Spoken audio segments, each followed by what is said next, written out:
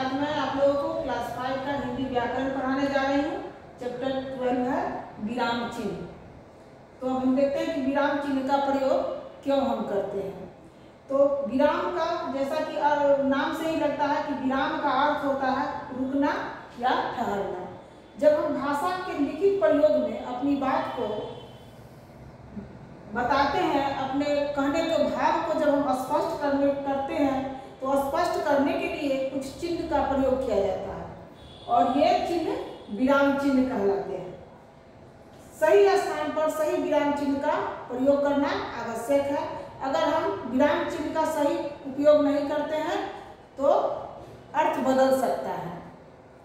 कुछ ऐसे ही विराम चिन्ह हैं जिसको हम आज देखते हैं, जो पूर्ण विराम। इस विराम चिन्ह का प्रयोग हम वाक्य को जब हम समाप्त करते हैं उस समय में हम इस पूर्ण विराम का प्रयोग करते हैं और इस तरह का चिन्ह देते हैं। जैसे आयुष पढ़ रहा है तो है के बाद इस चिन्ह को लगाया जाता है। राम घर जाता है तो वाक्य के अंत में इस तरह का विराम चिन्ह लगाया जाता है, तो लोग समझ जाते हैं कि बात यहीं पर जाके वाक्य समाप्त हो गया। उसके बाद है अल्प विराम चिन्ह। अल्प विराम चिन्ह को हम कॉमा की तरह, इसको जिस तरह कॉमा को ही अल्प विराम कहेंगे, कॉमा की तरह लिखते हैं। और अल्प विराम का अर्थ होता है थोड़ा विराम, जैसा कि अल्प मतलब थोड़ा। तो अल्प विराम का मीन्स हो गया कि थोड़ा देर के लिए रुकना है। वाक्य बोलते समय जब हम थोड़ा रुकते हैं तो अल्प विराम का प्रयोग करते हैं। इसका प्रयोग एक वाक्य के भीतर आने वाले शब्दों को अलग करने के लिए किया जाता है। जैसे लगातार हम बोलते हैं राम सीता मोहन, तो राम के बाद कॉमा दिया जाता है, सीता के बाद जैसे राम मोहन और गीता। तो इसमें ये अल्प विराम का प्रयोग किया जाता है। संयुक्त शब्दों को अलग करने के लिए भी अल्प विराम का प्रयोग किया जाता है। जैसे बूढ़े हो गए, युवक हो गए, बच्चे हो गए, यानी अलग अलग करने के लिए हम विराम चिन्ह का प्रयोग करते हैं। लोगों के प्रश्न या कथन को स्पष्ट करने के लिए भी अल्प विराम का प्रयोग किया जाता है। हाँ नहीं बस आदि वाक्य को जोड़ने के लिए भी हम अल्प विराम का प्रयोग करते हैं। संबंध वाक्य के बीच में जो वाला वाक्य जोड़ने के लिए भी हम इस अल्प विराम का प्रयोग करते हैं। अर्ध विराम चिन्ह। अर्ध विराम में इस तरह का चिन्ह को दर्शाया जाता है। इसका प्रयोग जब हम एक बड़े वाक्य में कोई छोटे वाक्य को जोड़ते हैं तो इस समय हम अल्प विराम का प्रयोग करते हैं। जैसे सोने से तार बनता है, तार से गहने बनते हैं। तो सोने जैसे तार के बीच में ये अर्ध विराम का चिन्ह लगाया जाता है। फिर प्रश्नवाचक चिन्ह।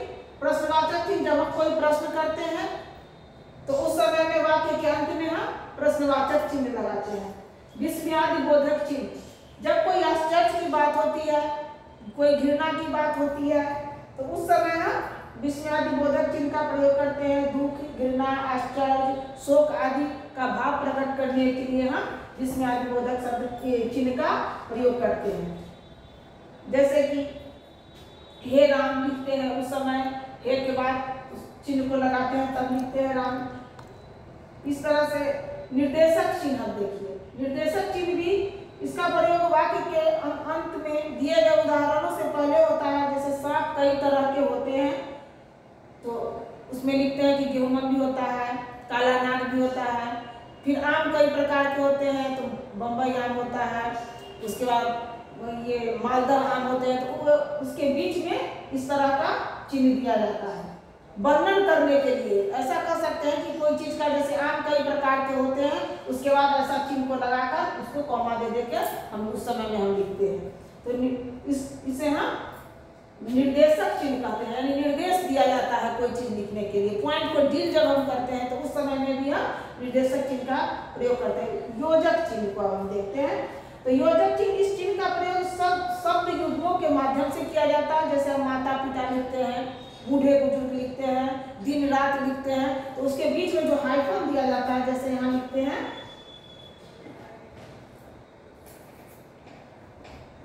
माता पिता, उस समय में ये जो चिन्ह लगाया जाता है इस चिन्ह को हम योजक चिन्ह कहते हैं। अब हम कोष्टक का प्रयोग करते हैं किसी शब्द के, यहाँ हो गया कोष्टक, इस तरह से इस कोष्टक के चिन्ह को हम दिखाते हैं।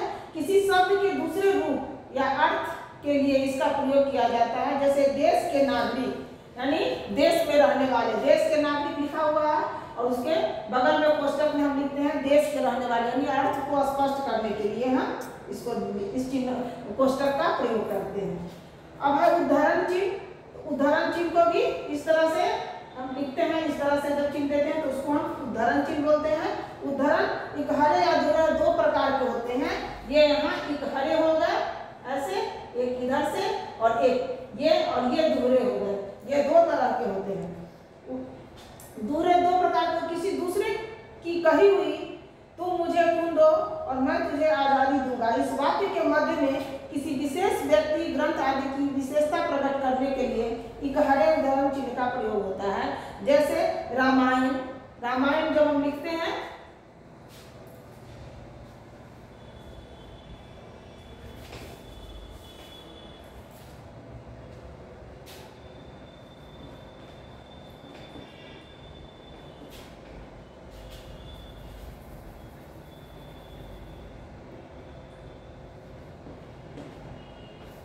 इस तरह से हम इसको घेरते हैं।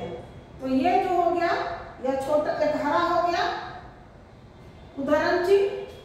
तो इसको घेर के अब हम लिखते हैं कि तुलसीदास जी की रचना है।